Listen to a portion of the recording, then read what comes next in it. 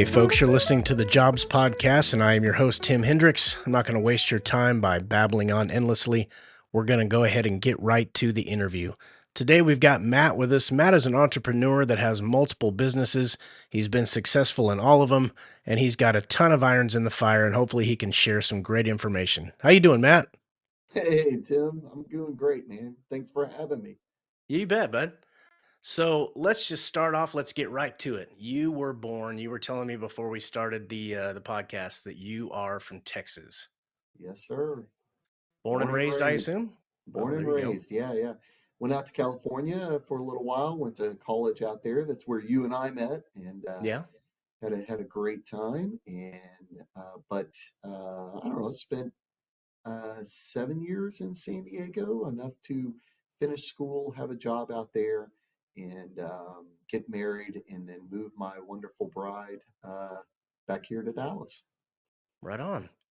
My mom is from Texas, and so I was raised that the air in Texas is better, and of course everything is better in Texas. And I've been there a number of times, and it's a pretty amazing place. I certainly enjoy it. Plus, you have In and Out, so you can't go wrong with that. But That's right. That's right. Yeah, man. We got a lot of cool stuff that started here, and now we yeah, got like Raising Canes and I don't know, it's a pretty cool place. It is. People are cool. It's a nice place to raise a family. So yeah, love it. good. Well, let's get into the meat of what I typically do on the Jobs Podcast, which is talk about your job. Now, you don't have just one job, you've got multiple irons in the fire. Tell me about your businesses and your ventures and kind of where they started and where they're going. Sure.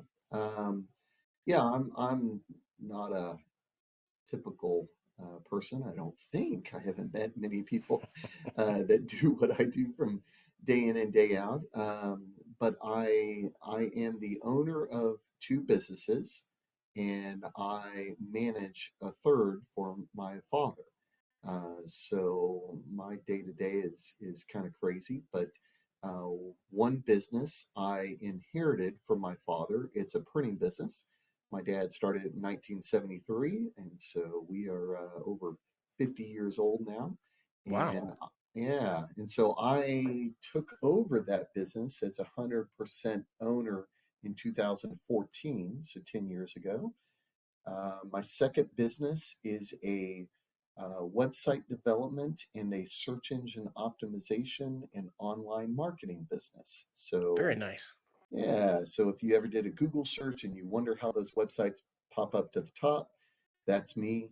If you've ever been to a website and then you later on go somewhere else and you see an ad for that website that you were just on, that's me. If you've ever been to a website and thought this thing runs really cool or this thing runs really sadly, that's me. So, Now, the first business that you were talking about that you got from your dad, he built that, I'm assuming, from the ground up and then kind of raised you and formed you and taught you all the ins and outs of that type of career. You said it's a printing business, is that right? yes, sir. Yep. When you say printing business, give me some examples of things that you would print. So the easiest way to describe it is we print anything on paper. Okay. So being anything from business cards to postcards to big posters to pocket folders to flyers to postcards or I don't know My envelopes, goodness. on and on. If it's on paper, we print it. If it's not on paper, we might print it. We do some signage. We do some vinyl banners. Yard signs, so quarter Hmm. glass and things like that. But yeah, and mostly for businesses Okay.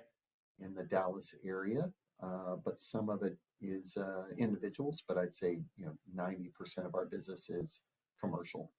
Sure. Well, that probably keeps you pretty busy. Dallas is a pretty large town. What's the population roughly? Do you know of Dallas? And I don't know. Dallas proper is over 1 million, but I can't remember what's the DMA and Sure. Dallas Fort Worth. Um, Sure. but city of Dallas is over 1 million. Yeah. So, are all of your businesses under one roof, or do you have people working in different locations and you're going from building to building in the Dallas area? Yeah, good question. No, all of them are in one roof. Okay. So yeah, run them here. I'm here. I do have some employees that are remote, Okay. hybrid, things like that. Um, but yeah, all under one roof and allows me to. So my bookkeeping, I have like one bookkeeper who helps me with all three businesses, and so that's right here, and that makes it convenient as well. Okay.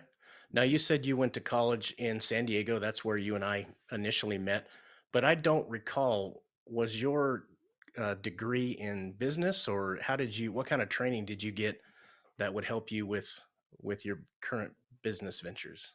Yeah, um, I did get a business degree, Point Loma Nazarene University. Woohoo! Okay.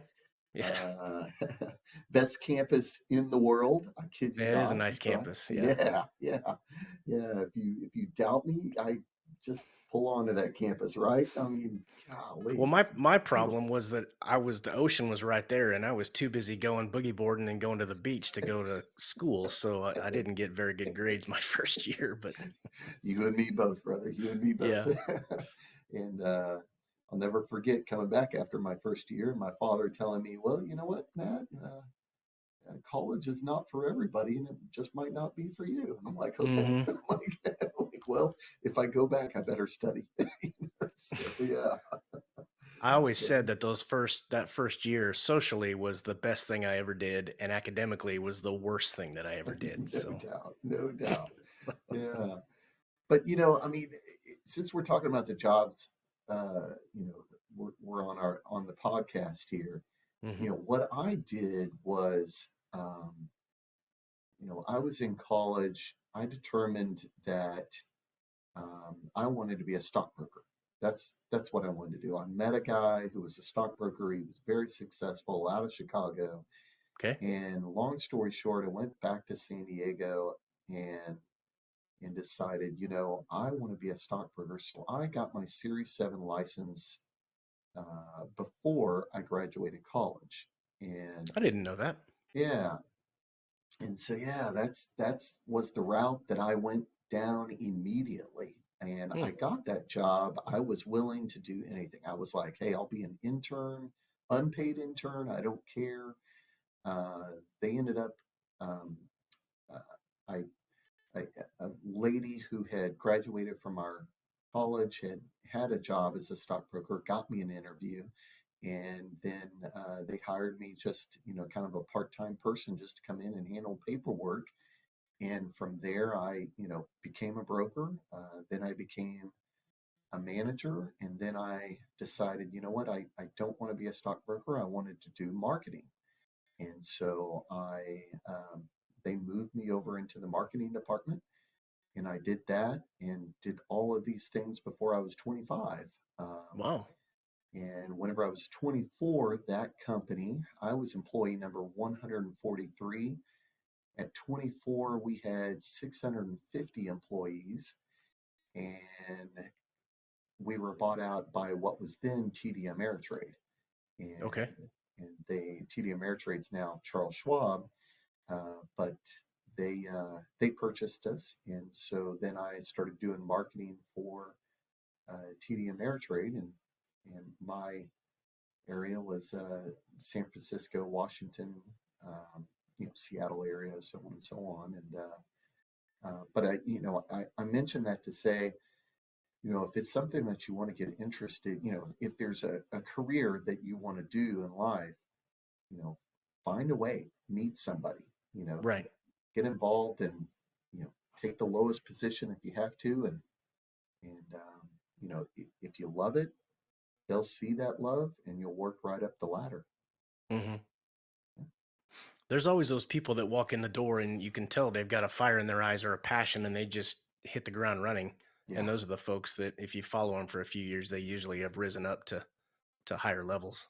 yeah, So yeah, yeah. And never be afraid to say what you want to do. Like, sure. whenever I became a manager there, I was called a regional service manager or something like that. And I did a great job at that. And the position came opening for marketing. Well, I went straight up to my boss's boss and said, "Hey, Peter, I want to be in the marketing department." And he said, "Well, Matt, you're doing great as a service manager." I said, "Yeah." I said, "I hear you, but I said, if you think I'm doing great there, wait until you put me in a position that I really want to do." There you go. And so he heard that and made the change. So too many times I feel like even my own employees don't tell me what they really want to do, where they really want to go, and do they want to be in front of customers more, or do they want to be behind the scenes more? What Hmm. you know what would make them happy? And because your boss, your manager is going to want to do that if they can. Yeah, Yeah, the worst thing they're going to say is no if you ask, but yeah, you may get what you want. So, yeah. Good point. Exactly. yeah. Hmm. It's funny, I've known you for a long time, but I didn't know that you did the stockbroking thing. So that's kind of another layer to the onion that is Matt.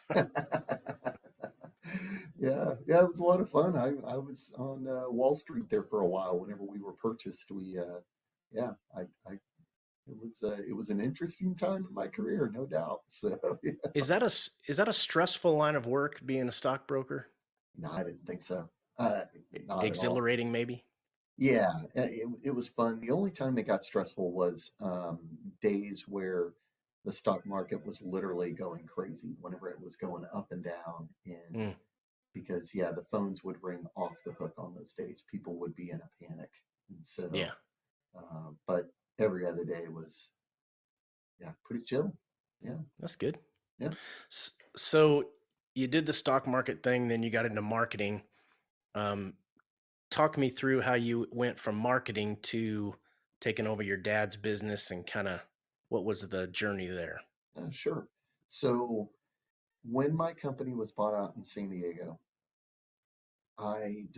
realized that if I was going to be a stockbroker, I really needed to move to New York City in order to have a quote unquote highly successful career. Hmm. So that's something to consider is if you want to be a boat captain or something like that, well, Florida is probably where you're going to end up. Right. So you want to think about that, and I didn't, and I did not want to live in New York City. I love visiting New York City; it's awesome. But do I really want to raise a family there? And the answer was Right. no. So I moved back to Dallas, and when I did, my dad had the printing company here, and this was 99, 2000, year 2000.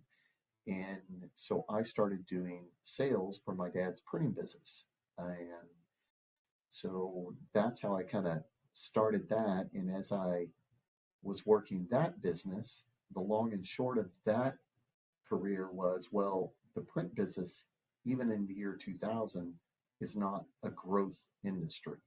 Um, you know, you're you can make a great living doing the printing Hmm. business, but if you're in, I don't know, let's just go the complete opposite. If you're in Bitcoin, then there could be a lot more growth opportunities in a Okay. industry that is new versus an industry that's extremely mature.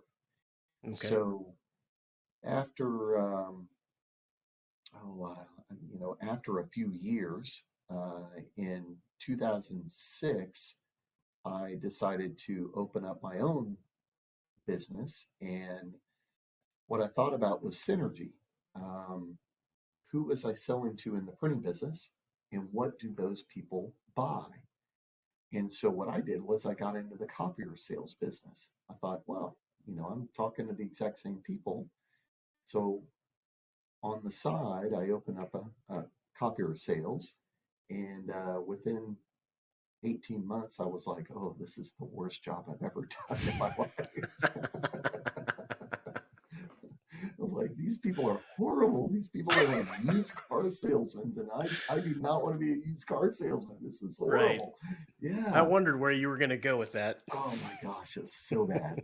So bad. So I just remember sitting down, thinking about what I want to do, and a buddy of mine a sailing buddy of mine had an advertising agency at one point in time.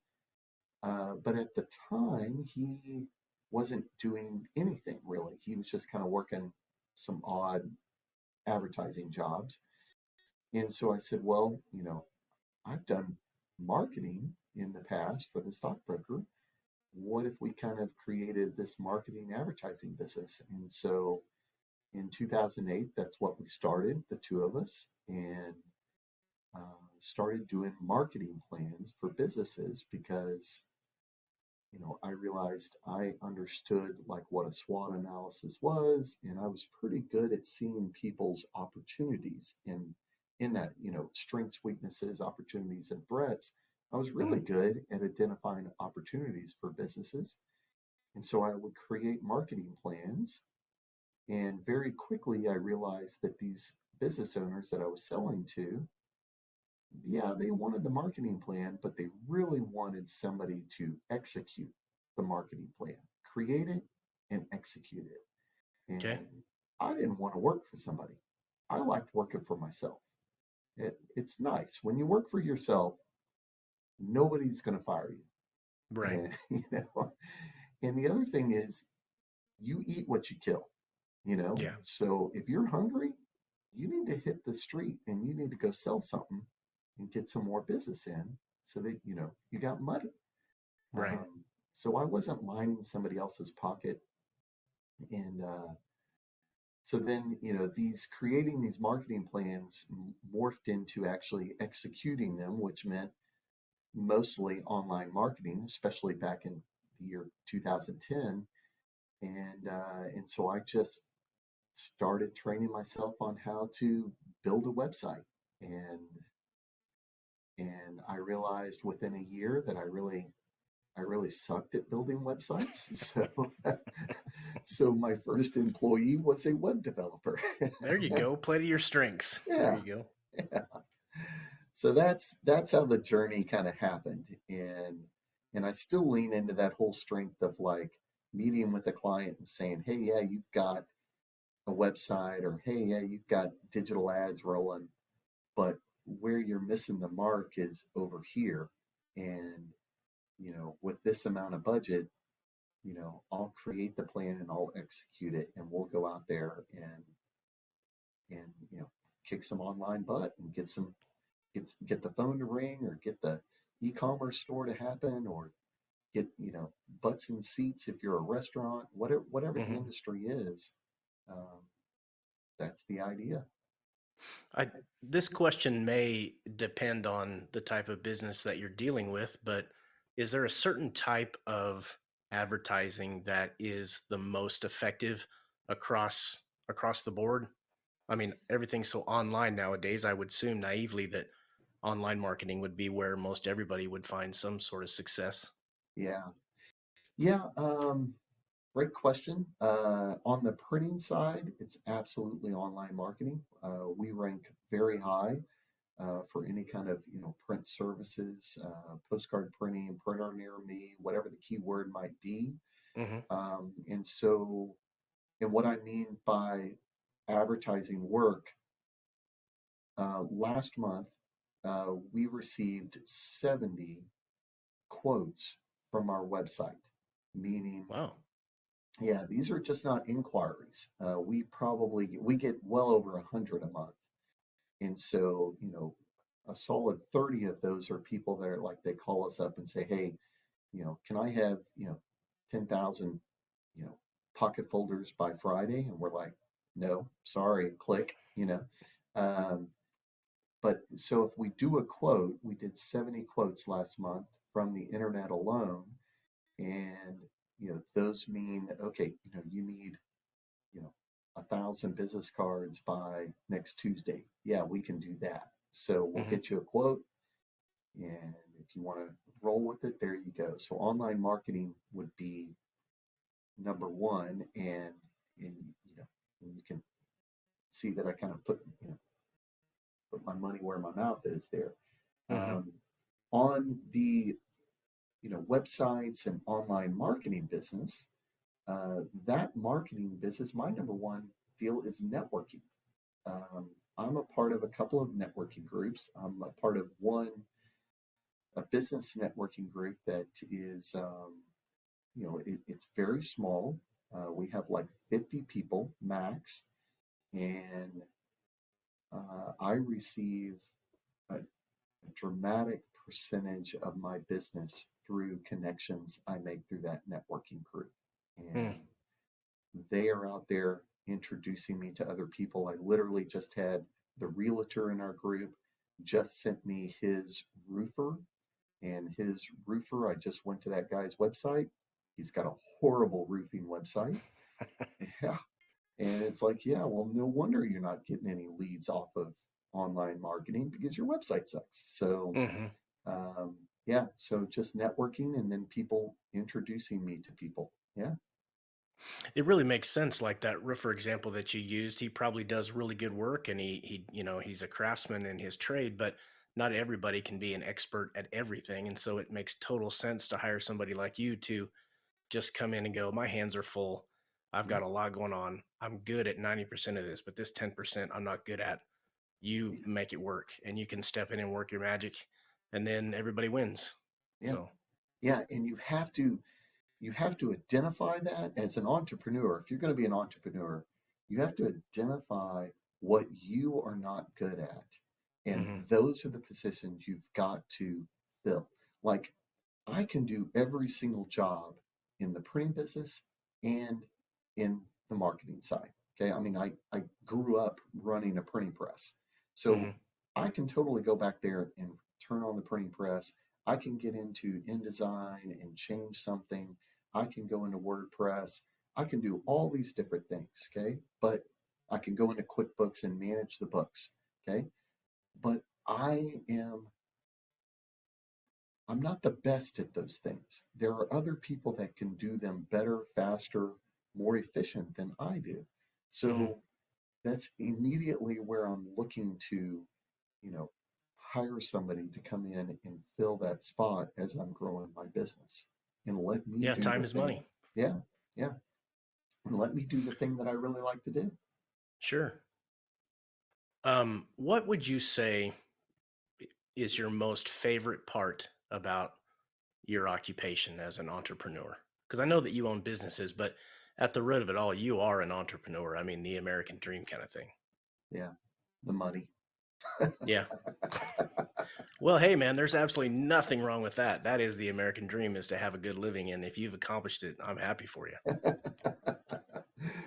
Yeah, it's great. I like to look at, to me, my favorite part of the job is looking at different projects or different businesses and looking at the margins that I'm making on that my hard work created, you know, literally this dollar moving from my business account to my personal account.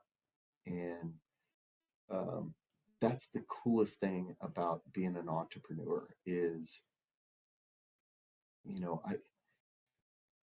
I can see my efforts changing my life just depending on what I want to do. And Right. right now I've got this massive goal of, owning a big sailboat and so on. And so, man, I'm working hard to try to make my dream a reality.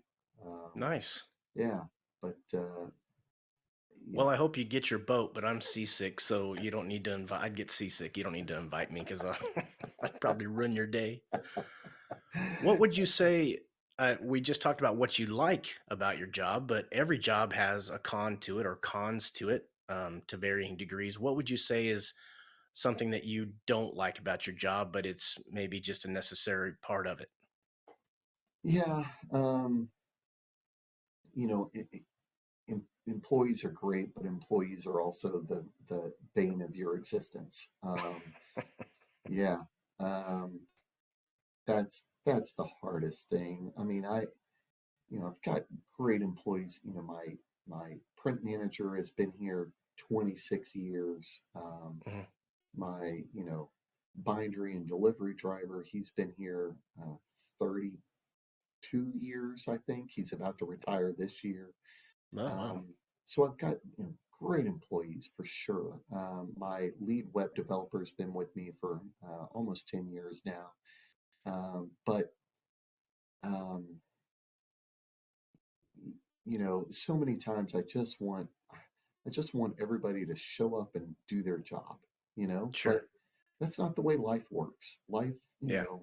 their kids get sick. They have issues. They got car problems, Mhm. they've got a life too. And and that's the hardest part. It's just managing people, Sure. because, you know, you tell customers you're going to get something done. Well, you need to do what you say you're going to do.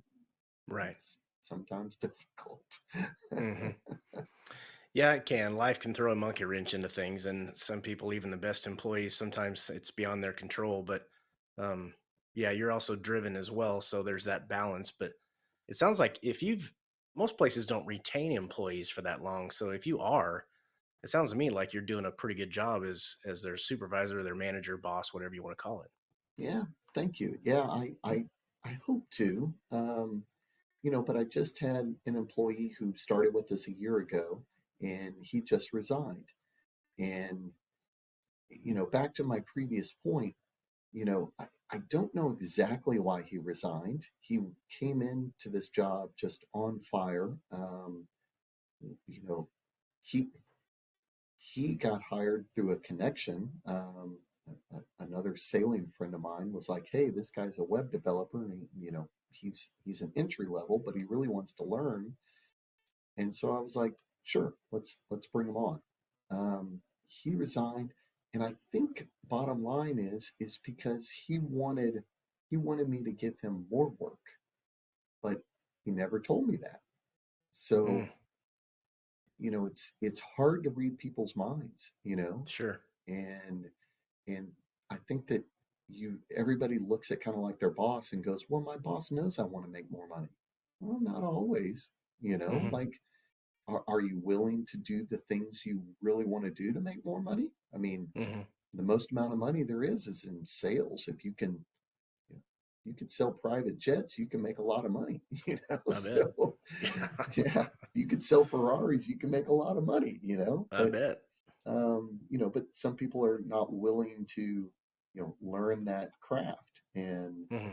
and so they feel like, uh, but yet they look at their boss and goes, well, I know my boss, you know, understands that I want to make more money, but well, you're going to have to expand your knowledge and become either more efficient or more knowledgeable for that Hmm. boss to pay you more money. Yeah, there's a trade-off there. Yeah, yeah. That parlays into a question that was one of my favorite ones that I like to get folks feedback on. As someone who's been successful in your line of work and now you're in leadership or you're the leader of your companies, what would you advise someone who's up and coming? Soft skills is something that I've heard is missing from a lot of folks nowadays in the job market. But what kind of skills do you think separate someone if they step into your office for a job? What are the skills that maybe the intangible type things, we all understand you need to be knowledgeable and a hard worker and stuff, but what are the things that separate candidates in your mind if you're interviewing people? Mm. Um, if this rarely happens, um, but if somebody knows themselves, then I can find a place for them. And I know it's a weird thing to say. Um,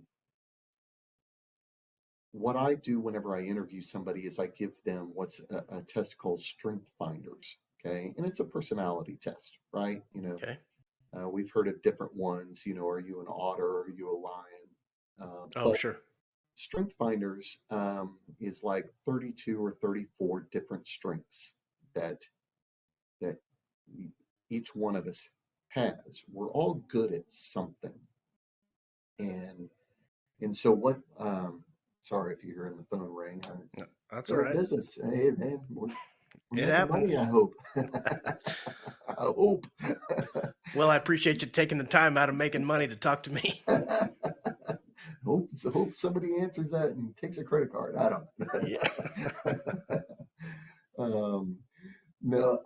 So Strength Finders just says these are the things that you are really good at, and so you should lean into those. So if somebody were to come in and interview with me, and even after I hire them, I come back and talk to them about their strengths. So, for example, my strengths. Okay, I am a I am a communication person, so I like to talk. If you haven't figured that out, then I don't know where you're at on this podcast, but I love to talk. Okay, Mhm. so communication is one of my strengths. Okay, I'm analytical, meaning that I can look at a problem and figure out an answer.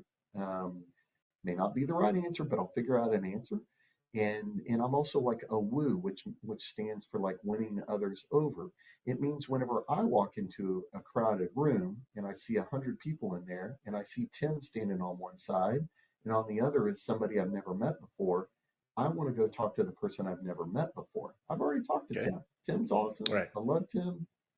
But man, I already know your story, brother. I don't Hmm. know this person at all. So I'm a woo. So those are like three of my top strengths. And so somebody that can come in and understand like this is who I am and this is what I'm really good at. Hmm. Um, my lead developer, he's a learner. He loves to read and learn things. So now that I know that, like I'm like giving him stuff like, hey Michael, would you research this? Would you figure out what the deal is on this? He's like, oh hell yeah, let me at Hmm. it. Hmm. Where I'm like, learner is way down on me. Like I don't like to read all that. I'm like, just give me the high level information. I'm analytical. I'll tell you what we need to do with that information, but I don't want to go research it. Hmm. So that would be the thing I would tell somebody is that if you could take some of these tests, Strength Finders is one of the best. Just Google it. Uh, Okay. then you're really gonna find what you are good at. It's like $35, and you get like your top five strengths. And what I always tell people is that LeBron James or name another Michael Jordan, Tom Brady. Tom Brady is one of the best quarterbacks statistics wise that has ever played the game. Hmm. I bet that man would make an amazing golfer. I bet he can make the PGA Tour. He's just a natural athlete, you know, Hmm. and he could make the PGA Tour. But guess what? He is a better quarterback. So he can go make the PGA Tour, or he can win Super Bowls as a quarterback. You know, Yeah. like do what you're really really good at. So if Hmm. you figure that out, lean into that because nobody else is as good as you are at those few items. It's, I think sometimes folks, and maybe it's a confidence issue, but sometimes they don't quite feel comfortable accepting I'm not good at that. And Right. so, but I am good at that. And so I need to lean into that. There's nothing wrong with not, you're not going to be good at everything. Yeah. Everybody has their strengths and weaknesses, and you just got to figure out what those are. And it doesn't mean you're a failure if you're not good at something. It just means you need to focus on what you are good at. Yeah. Yeah. And you know eh, eh, but don't worry about your weaknesses, in my opinion, Hmm. especially from a job, from a career standpoint. Like, why are you if you don't like to work with your hands, why are you taking a job as a mechanic? That's Right. crazy, right? Hmm. Well, I need to work on my weakness. Like, Do that on your okay, on your weekends then. so you're going to make yourself miserable. Got it. Okay. Right. That Right. sounds, a good way to spend the next 10 years of your life. Hmm. That's just ludicrous. Figure Yeah. out what you're good at. Don't worry about your weaknesses. Lean into Mhm. those strengths. I've got an employee, and one of her strengths is positivity. Well, guess who I have leading the client meetings whenever we're getting status updates? She Yeah. is. Sherry does all that. Why? Because she's going to look at every single number and go, well, your website is looking amazing here. And look at the social traffic here. Oh my Mhm. gosh, we're killing it over here. Everything is positive in her eyes, you know? Right. So she fits wonderfully talking to clients about how great of a job we're doing. You know? Right. So yeah. The silver lining employee. Yeah. I don't put the person who's like, well, I just tell it to you as it is and I tell you the real stuff. Yeah, they're Right. not the person I put in front of employee or in front of customers. Right. Those are the people that I want to tell me the real answer, but I don't want Mhm. them telling the customer. Got to sugarcoat it. Yeah. One of the realities of business or just being a human being is that you get things right sometimes, but sometimes you get things wrong. You make the wrong decision or you fail in some aspect. How do you basically coach people if you have an employee that makes the wrong decision and makes a mistake? How do you help them deal with failure? Yeah, that's tough. Um, that's very tough. Okay, so again, I go back to the strength finders. That's Okay. what I do. Um, because because when you go to that is someone that's a relator, okay, instead of a woo, I'm the person that walks in and talks to everybody, okay. Hmm. So you can tell me something negative that I did horrible in this podcast, and I'll go, okay, thanks, I appreciate it. Yeah, I won't do that next time. I Hmm. appreciate it. See you later. You tell a relator that same thing. Hey, your podcast was horrible. That answer was ridiculous. Hmm. They take it personally, because Okay. everything about them is deep relationships. My wife is a relator. I can't tell her what she did wrong. So I look at who I'm dealing with first, as to how I can either, shoot it straight or whether or not I got to be gentler. But the Yeah. bottom line is you can never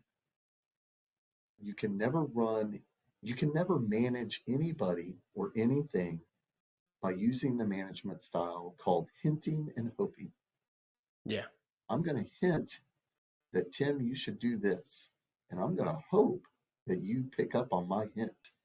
You Right. know, I'm going to kind of dance around it. Whatever you want to call it, I call it hinting and hoping. I'm going Hmm. to hint that this is a problem and I'm going to hope you're going to do something about it. Well, that doesn't work. Ultimately you do have to just come right out and say, hey, you screwed it up, and you know, how can we not do this again? Right. Yeah. I've I've had some, I've made a career in the fire service, and I've had some captains in the past that used that approach you just talked about, was hint and hope. And we missed each other constantly. We were frustrated with each other, and I finally just had to sit down and say, "This isn't working. What do you want from me?" Yeah. And they would tell me exactly what they wanted, and I said, "Okay, I didn't know you wanted any of that. I'm glad to do it." And Yeah. so now moving forward, now that the lines of communication were forced open, then okay, I know exactly what he wants now, and I want to be a good employee, so I'm going to do it. And then things improve tenfold. Yeah. So communication, it always comes down to that, I think. Yeah. But Yeah. It does. It does. And you know, and it's got to be a two-way street. The fact that you went to that boss and said what's going yeah, on right. is very important. The Hmm. employee that just resigned, I'm like, my senior web developer was like, oh man, I loved him. He was great. Hmm. It's like, yeah, well, I guess he just never told us what he really wanted. Hmm. And so it's like, okay, well, and maybe what he wanted was to stop working on computers and start working on cars. I don't know. you Yeah. know, that's fine. But Sure.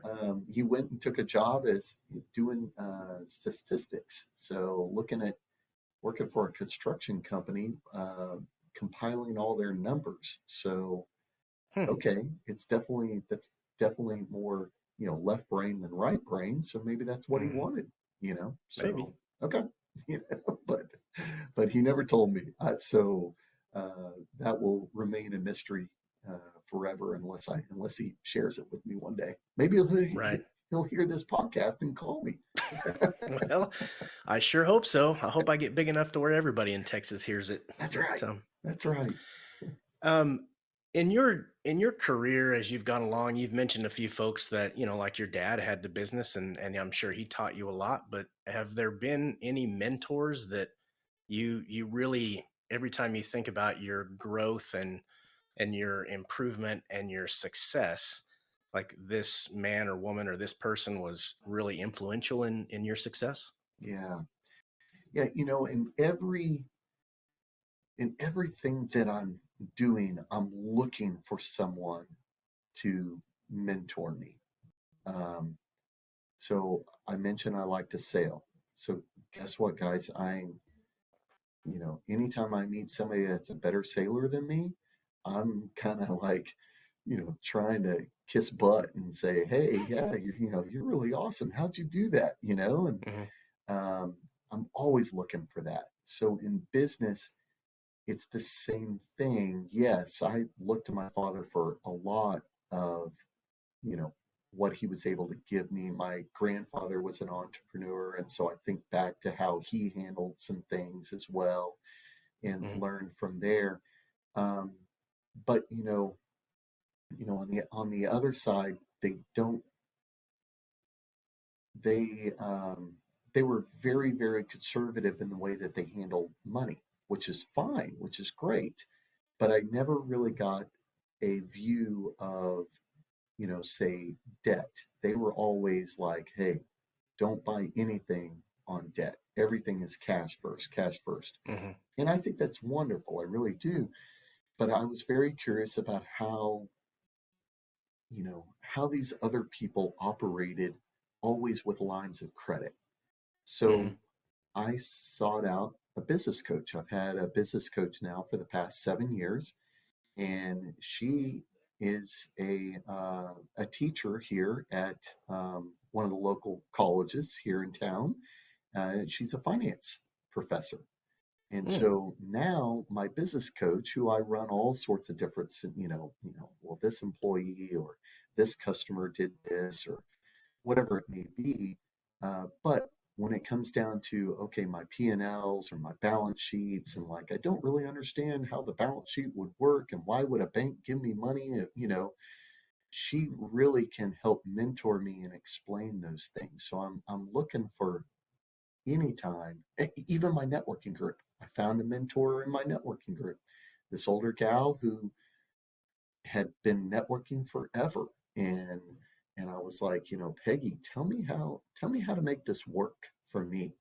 Hmm. And if it's worth your time, then it's worth finding somebody to help you, you know, as a mentor. Hmm. Yeah, The the finance coach that you were talking about, there is a strategic use of debt that I'm sadly not as informed as I should be, but me I can too. see how. Me too. Yeah. Well, yeah, I mean, but see, you recognize an area that you could improve, and you wanted someone who was an expert in that, and so you reached out to this financial teacher, Yeah, and that's her area of expertise. So it seems like that's a smart thing to do, is to talk to an expert and yeah, let them teach you, not just tell you what to do, but you get an education as well as you get the guidance. yeah, So yeah. And it doesn't mean that you have to take their advice either. I mean, right.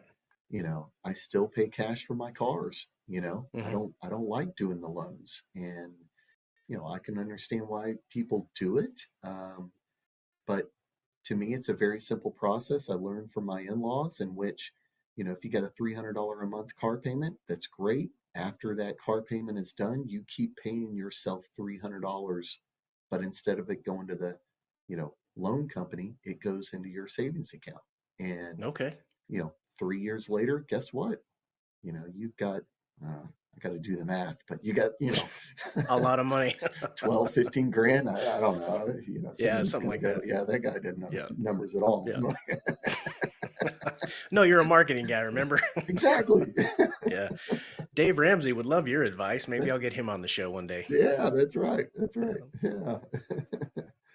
So, if you were not in the career that you're in right now, is there an occupation, or if you want to be a rock star, or where, if you could choose to change careers, anything in the world, what do you think it would be? I'd probably be a boat captain down in the Caribbean. Oh yeah, Yeah. very nice.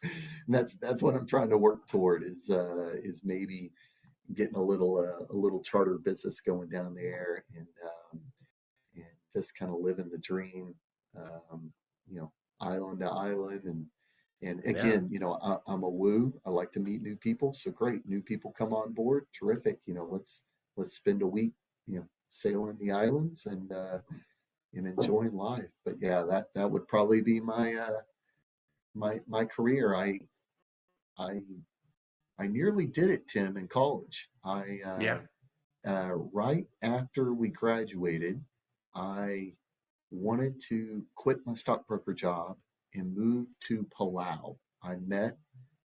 Long story short, I met a guy. I had a connection, and I was going to go down there and basically be like a dive assistant Hmm. and start that journey. And nearly did it, but then I don't know. I fell in love. Oh boy. Yeah, women will change things, won't they? And usually it's for the better, though. Amen. That's true. Amen and Yeah. amen. Yeah. If they change it and it's typically for the better. Yeah. Well, she didn't eliminate the dream. It's just got delayed by That's right. 25 or 30 years. That's right. So, That's right. and she probably would want to go with you. Yeah, that's right. Yeah, we're Yeah. trying. Good deal. So one of your hobbies, you said you're into sailing. You don't hear a lot of folks that are into sailing. Uh, I mean, I guess maybe not in my circles, obviously, because I'm in the middle of the United States. But um, Dallas is do you kind of in the prefer? middle too. Yeah. Well, yeah, I suppose. Is there a big lake somewhere there where you do most of your sailing, close to where you live? Yeah, there's a few lakes around Dallas. Okay. There's a large one about a little over an hour north, but there's a small one right here inside the city limits, and there's a lot of sailboats on it, and yeah, there's quite a few lakes around Dallas actually. Yeah, Yeah. yeah. When you sail, do you typically do just leisurely sailing, or do you like to get involved in races, or both? Man, I'm a racer. I'm a racer. Oh, okay. Yeah, Right yeah. on. Yeah, so this past Saturday, I was on White Rock Lake here in Dallas, and it was a one-man boat, and I was racing. And one race I came in first, and the next two I came in last. So God humbles you. Yeah, the wind's gonna be there, or it's not. Yeah, So yeah, yeah. yeah. You start feeling good about something. You're like, man, I'm pretty good at this, and then you just get There's hammered. some business advice there as well. You better stay humble, That's or that's life will right. humble you. That's So right. That's right. yeah, Yeah, yeah. Don't spend all your money. right. Their winter is coming. You never know. Yeah. So yeah. I think I know the answer to this question based on what you just said about sailing, but where is either a favorite vacation destination that you've been to, or somewhere that you would love to go? Uh, yeah, yeah. Well, it is around the water. That is I true. figured. Yeah, my favorite destination I've been to is Tahiti and Bora Bora. Oh, nice. Yeah, just amazing. Love Bora Bora. Just phenomenal. And the place that's next on my list is both Phuket, Thailand, and Croatia. So Wow. those are my next two. I'm trying. We'll see. Cool. Yeah. Well, I hope you accomplish it. Yeah. Thanks. Eh, Thanks, man. What's is there anybody famous that you may admire, or they don't have to be famous, but maybe someone that the listeners might know of, like Elon Musk or somebody like that? Yeah. Probably. I'm not big on putting people on pedestals. Sure. Everybody's going to let you down. Yeah. I go to church every weekend, and I love it whenever my pastor stands up there and says, "Hey, welcome to Northwest Bible Church. We're glad you're here. We're going to let you down." You know, Hmm. like, we're all people, and Hmm. so, every church and every person and every political party in every country is going to let you down. Yeah. And so, but I think that, I listen to their message. I know that, there's certain people out there in the world, and a person's message that I really like is, you mentioned him earlier, is Dave Ramsey. Um, Oh, sure. yeah, I really like his message. I like, what he preaches. I don't always agree with every single thing, but yeah, I mean, if you're in debt, or if you want to get ahead in life, if you are worried about, paying for something, just start listening to his stuff and reading his books, and you'll be there within a few years. And Yeah. yeah, you'll look back and go, man, Bora Bora was awesome, So, Hmm. but yeah, I've got a vacation account, and so I look to put money in there so that I can get to Phuket, Thailand. So yeah. You were talking earlier about how you deliver, excuse me, information to employees or whatever, and the different personalities. Dave Ramsey is one of those rip the band-aid off kind of a delivery guys. He basically tells you exactly what you need to hear, whether you want it or not. True. Yeah. Um, Yeah. Don't but don't call sometimes into that, his radio show. You're right. oh yeah, He'll tell you how it yeah, is. he's gonna be blunt, but sometimes that's what needs to happen. So, True. True. well, Matt, one more question for you, and then we'll wrap things up. And I really do appreciate your time today. What is the best compliment that you recall ever receiving? Oh wow, man. You know, I'm handsome. I'm intelligent. Let's see here. Which one can I go I mean, with? besides the obvious, Matt. Yeah. That's Yeah. yeah, Yeah. Which yeah, which yeah. one can I use? So many of them to go through. I know you got a big Rolodex there. Exactly. No, since we're talking about jobs, Hmm. and what we're doing there, I think, most of my compliments, I'm thinking about, business type stuff. And, Sure. and so, yeah, I have a client, appliance store, high-end appliances, Miele, Thermador, Sub-Zero, Gaggenau, those type brands. Hmm. And we help them dramatically with their business, and ultimately they were able to sell that business to a large organization called Ferguson. They're nationwide, and Okay. and so yeah, he complimented me on on just helping him take the business to another level, and helping him sell it. And that was, it was a long conversation, but it was a great compliment. And that's, I said earlier, oh, the money's great, but you know, helping people achieve their goals, even if there's something in this podcast that I helped, your listener achieve, a goal in the future.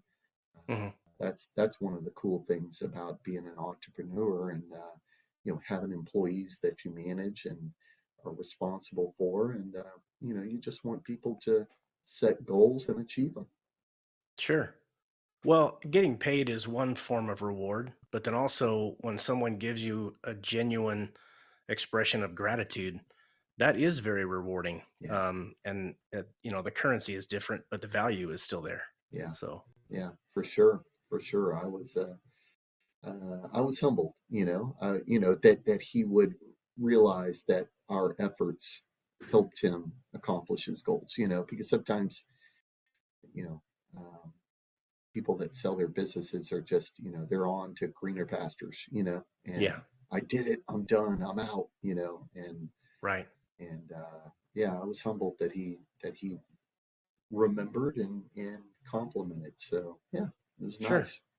It was Good a deal. very nice afternoon. Yeah. Oh, I bet.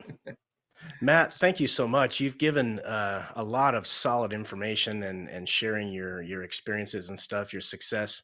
I think anybody listening to this could be able to pull something away that they can apply to their job search or their career or even their personal life. If they want to go down the Dave Ramsey road, that certainly would help as well. But I thank you for taking the time out of your busy day to speak with me today. Yeah, man. So, Absolutely. No, thanks for having me, and thanks for doing this. Very cool. Very yeah, cool of you. thank you. Well, thanks, folks, for joining me today. As always, we wait till the end of our interviews before we ask for any likes, shares, or subscriptions. We want to make sure that you like what you hear, and hopefully you can take it and apply it to your life. We will see you on the next one. Have a great day.